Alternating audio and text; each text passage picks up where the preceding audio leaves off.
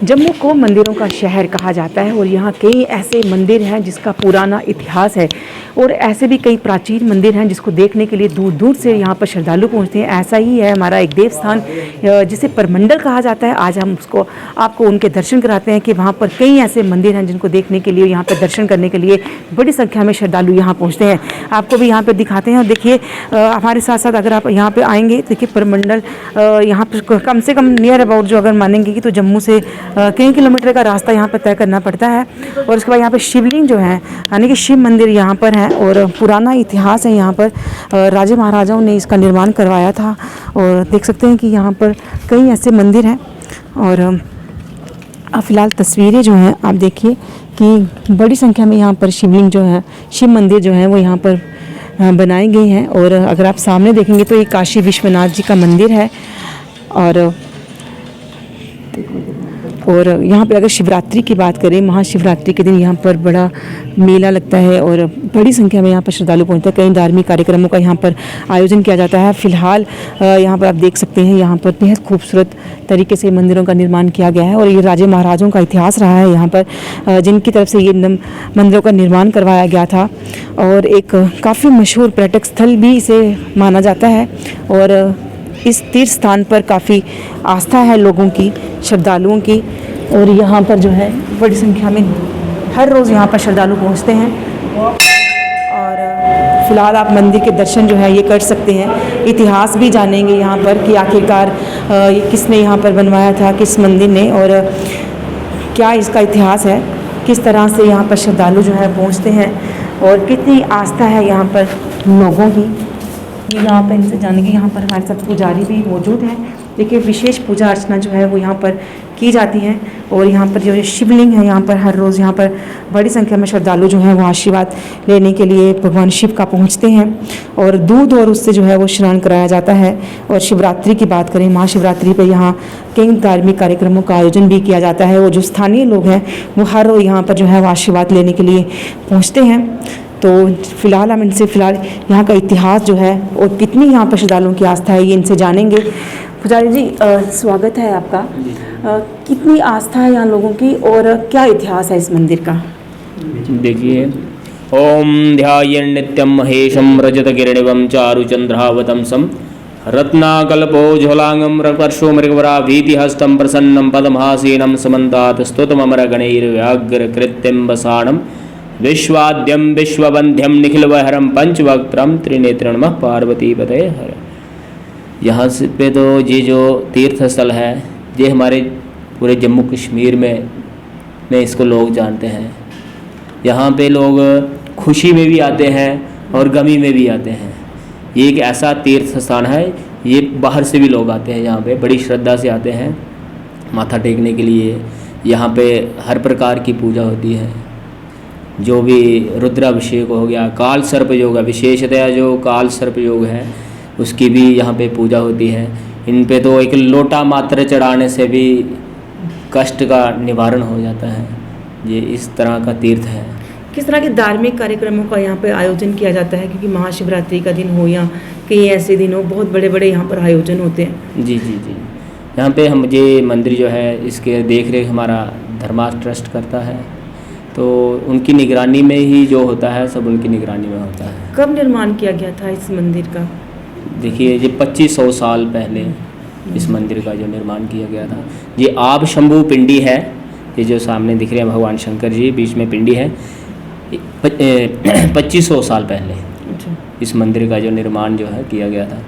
अवंतीपुरा कश्मीर के राजा थे अवंती वर्मन, ये उनके द्वारा मंदिर का निर्माण हुआ था। ये तो शिवलिंग है, इसका निर्माण ही ये तो आप शंभू निकले हुए हैं।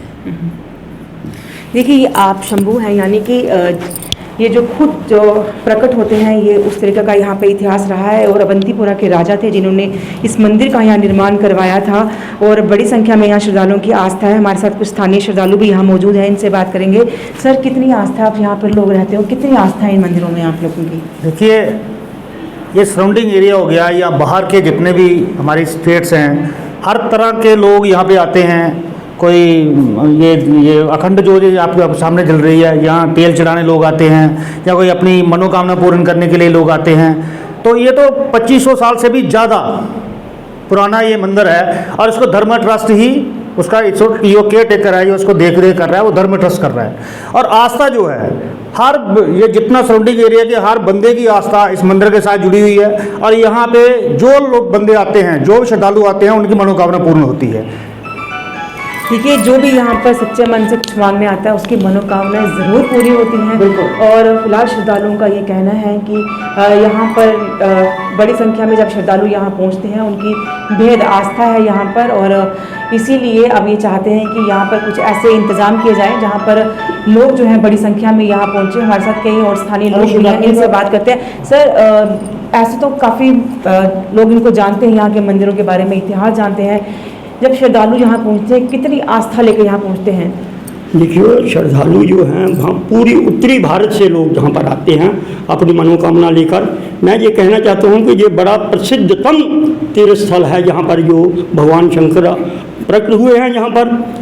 तो गुप्त गंगा जो है यहाँ से बह रही है। तो ऐसा कहा जाता है कि प्राचीन काल से ही यहाँ पर राजा महाराजाओं जो बड़े धार्मिक थे, जितने भी यहाँ पर शिवलिंग लगे हुए हैं वो सारे नर्मदेश्वर हैं, वहाँ से लगाकर यहाँ पर स्थापित किया हो, ऐसा प्रसिद्धतम तीर्थ स्थल था। तो राजा लोग जो थे, पहले तो ऐसा माना जाता था कि राजा लोग हाथियों पर आते थे, अपनी बग्घी में आते थे, और 6-7 किलोमीटर तो बड़ा ही रमणीक स्थान बना हुआ, और पर्यटक भी आते थे, क्योंकि मैंने आपसे पहले विचार किया कि 120 के करीब करीब जो सराय उन्होंने बना दी थी यहाँ पर। लेकिन दुर्भाग्य की बात यह है कि जब हमारी पार्टीशन हुई तो ये जो वैष्णो देवी जो जितनी भी यात्रा जाती थी वो वाया प्रमंडल से होकर जाती थी। तो प्रमंडल और वैष्णो देवी कटरा जो थे वो समकक्ष थे राजाओं के काल में। लेकिन उसके बाद जो है, जो जहाँ की सरकारें आई या कुछ भी आए, उन्होंने जहाँ पर कोई तवज्जो नहीं दी है। और आज मैं कहना चाहता हूँ कि धर्मार्थ ने भी इसको 25-30 साल हो गए संभाले हुए, लेकिन जो विकास यहाँ पर होना चाहिए वो नहीं हो पाया है। जो श्रद्धालु जन जहाँ पर आते हैं उनके विश्राम के लिए, उनकी सुविधा के लिए कोई चीज़ वो अभी तक बना नहीं पाए हैं। मैं ये कहना, पहले जहाँ पर हमारा मठ था वहाँ पर सारा राशन होता था, लंगर वहाँ लगता था, गौशाला वहाँ थी, सभी व्यवस्था थी। जो साधु संत समाज जो भी आ जाता था उसको रहने के लिए वहाँ पर स्थान मिल जाता था, राशन भी मिलता था, खाने के लिए मिलता था। लेकिन वो सभी की सभी व्यवस्थाएं भंग कर दी गई हैं। जितने यहाँ पर पुजारी थे, पहले 11 के करीब पुजारी होते थे, इस मेन मंदिर में है, काशी विश्वनाथ में है, गणेश जी में है, और जहाँ पंचकोशी की पूजा होती थी, मतलब पंचकोशी एक परिक्रमा थी, उसकी पूजा के लिए अलग से पुजारी थे। लेकिन उन सबको कम करके 2-3 पुजारी कर दिए, क्योंकि जो व्यवस्था चलाने वाले लोग हैं ना धर्मार्थ में, उनको कोई शास्त्र का ज्ञान नहीं है। इसलिए यहाँ की जो व्यवस्था है ना वो पूरी तरह से, मैं कहना चाहता हूँ कि पूजा की जो व्यवस्था चरमरा गई है।